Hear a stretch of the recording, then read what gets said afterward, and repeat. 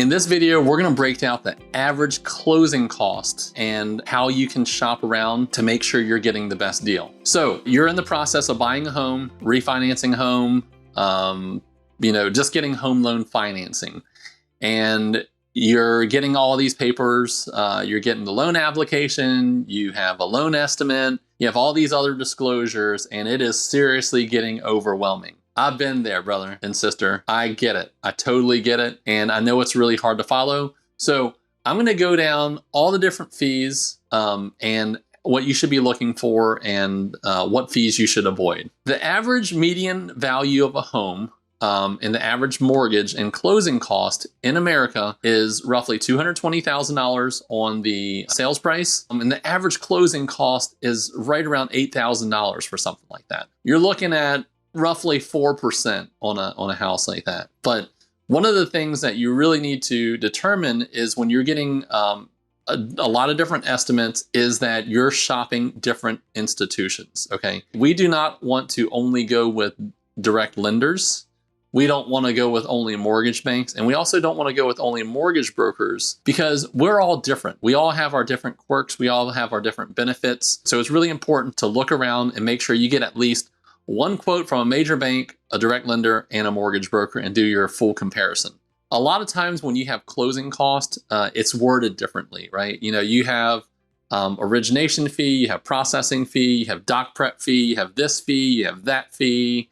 And whenever you see a fee that is behind something, admin fee, whatever these fees are, those are fees that are typically determined by that specific lender. And that's where you're going to do most of your comparison is in section A of the loan estimate. The loan estimate has to be given to you within 3 days of your loan application being triggered. And being triggered means that, hey, we have your name, date of birth, social security number, the property address that you're buying, your current home address, and the loan amount and sales price. Okay, once all that information is in the system, it gets triggered and you should get a loan estimate within 3 business days. If you're buying a residential home for occupancy, if it's a non-conforming or commercial loan, you may not get a loan estimate. So closing costs are typically going to include your loan cost for the lender. You're going to have prepaid taxes and insurance. So you're going to have some taxes and insurance that not only are going to be charged during the loan process, but you're going to have that prepaid up front to make sure that we pad your escrow account. And an escrow account is basically a savings account for taxes and insurance. So every single month when it's due, it gets paid out. Whereas prepaid taxes and insurance are the days that you're actually moving into the house before you close. Okay, so you close on a house, let's say on the 15th, and your first payment is not due until the following month's first. Okay, so if we closed May 15th, your first payment is not going to be due until July 15th. You're going to have that prepaid interest, taxes and insurance, and prepaid interest paid up front, and then you always skip a month before you make your payments because mortgage payments are made in arrears. So when you're making that July payment, you're actually making the payment for living in the house in June. Then we're going to have your discount points. What are discount points? The discount points are upfront interest so that you can get a lower interest rate in the long run. Let's just say the average interest rate on a high credit score person is 6.5%. Okay. However, you do have the option to pay it down with discount points so that you could get your interest rate maybe in the 5s. Okay. But the bank's going to make less interest over the term of the loan. So those discount points are paid up front to give you a lower closing cost or interest rate throughout the loan. Then we have the servicing charges. Those are the underwriting fees, the processing fees, the doc prep fees, all these other fees that people call now. And those fees are determined by the lender. And that's really how you're going to make that comparison, okay? If you get an interest rate and you add all those fees up in section A and possibly section B, all of that is going to be your total cost of the loan from that lender. And the best way to kind of make that determination is on the last page of the loan estimate. It's going to give you an annual percentage rate, which is the cost to get the loan with all these prepaid upfront charges put into the loan. And even if it's off by an eighth or even less than an eighth, that's a big difference, depending on your loan amount that you're getting. So it's really important to kind of look around, shop, and see what your fees are. Then we're going to have third-party fees. Third-party fees are services that are necessary in order to do your loan. So those would be your appraisal fee, the flood certification fee, the credit report fee. All these fees are generally about the same. You know, these are fees that you cannot shop for. And a lot of times lenders are going to overestimate for these fees, because if we don't overestimate for these fees and we don't redisclose to you and the fee comes in a little higher, then we're going to have to eat it as a lender, okay? So a lot of times we are going to overestimate just a little higher, just to ensure that we are not overpromising and under-delivering. Now, prepaid funds for taxes and mortgage interest and things like that, that's typical, okay? We typically, depending on when the taxes are due, there's a formula and a calculation to collect X amount of months.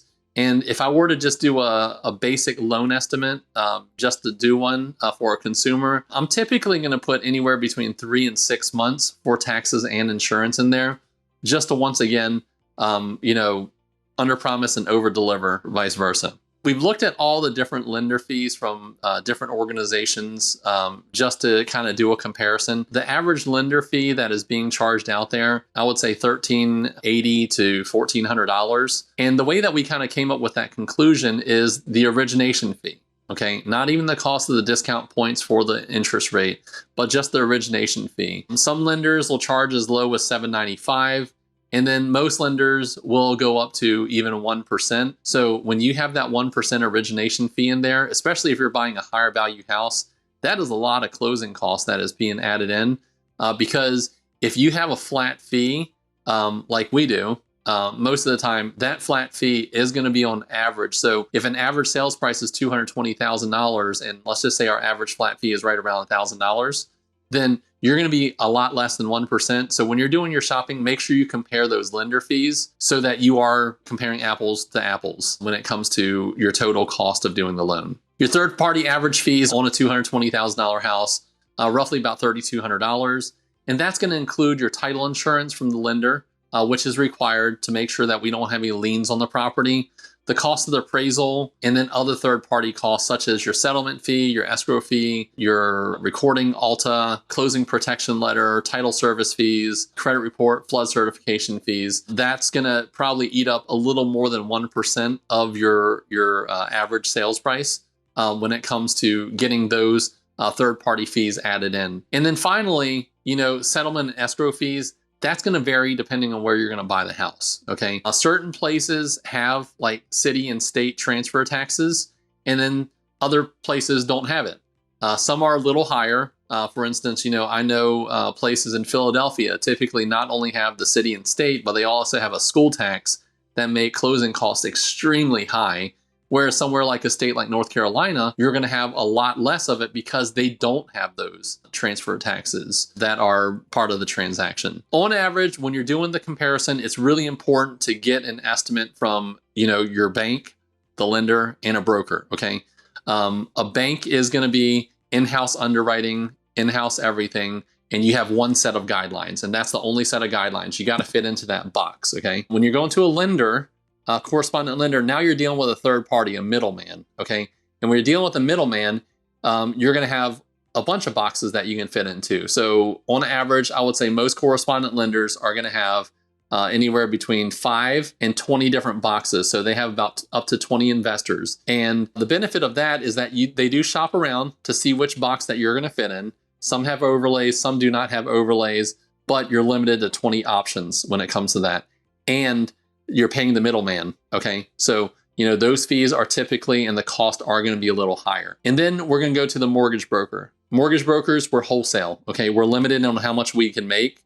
So there is no middleman, okay? We are the direct lender that is going to basically personally shop for you to make sure that you're getting either the best deal when it comes to pricing, product, or speed, okay? So that the mortgage triangle, pricing, product, or speed. And when we do that, typically, we're going to be able to shop for you to see what's most important for you, okay? If you want the best product, then we're going to go on this angle right here. However, you want the best pricing, then we may go right here, okay? And then speed. We have to figure out what's most important to you in your contract that is specific to you and your offer and your qualification. And at that point, we'll kind of say, hey, these are probably your best options right here. And this is why I choose this option. It may not be the lowest price. It could be the lowest price. It may be the fastest turn times and the fastest speed, less headache when you're going through the entire process. Just keep all of that in mind when you're shopping for your loan. Know that there are a lot of options out there, not just your VA, FHA, conventional, and USDA. And they're all going to vary. You know, when you're getting a cash out refinance, that's going to be a higher closing cost versus a rate term refinance versus a purchase transaction. I know there's a lot to navigate when it comes to closing cost. However, if you have any questions or concerns, please feel free to reach out. My name is David �11. I'm with the 𝐬 Mortgage team powered by Nexa Mortgage, and we can be reached at 757-478-8493. Love to hear from you. I'm just saying. Talk to you later. Bye.